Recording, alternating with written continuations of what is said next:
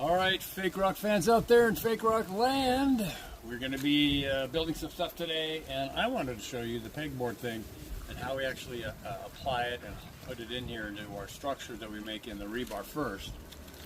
So overhangs, wherever the stuff is leaning backwards, we want to be able to pour concrete in that way. So all these walls and stuff, if they're leaning back, we're not going to put concrete here because that means shooting up into verticals that lean back makes concrete not want to stay there. So we want to flip and put our pegboard or backing or burlap or what have you on the back side. They have fabrics, they have other things you can use. So in this case, we have a nice little detail that we put in here, and you want to make sure if you're putting all this time into your rebar bending, and these are tight little bends using both the rebar benders at once to get these tight bends.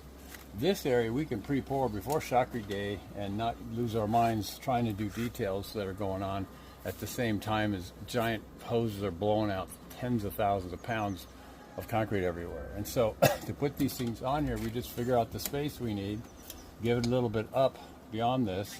It's leaning back so we can throw concrete in there and we can get it all dialed in real cool.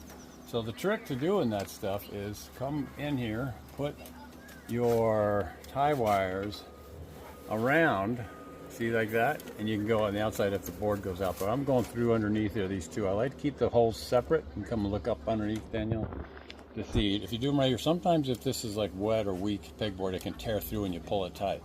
But you go ahead, you crisscross them, give them 1, 2, 3 ties, twists I should say. Now we got this really loose thing, right? Then we come in with our little twisters, grab it and pull. And Daniel actually figured this out before I did.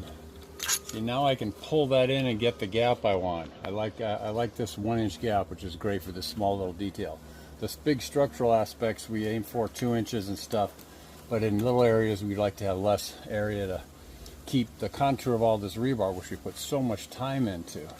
And so it's the spinner technique. We already did these. You can take things off, you can adjust them. The holes in the pegboard make this process super easy. So we cut the stuff with just a cordless drill, a cordless saw, not a drill.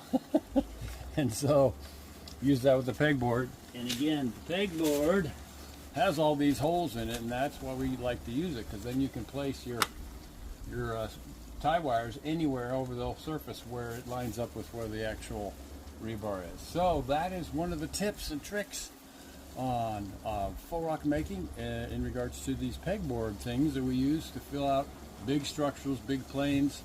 Smaller details and smaller rocks, we use that burlap, as you've seen in many of those other videos. If you want to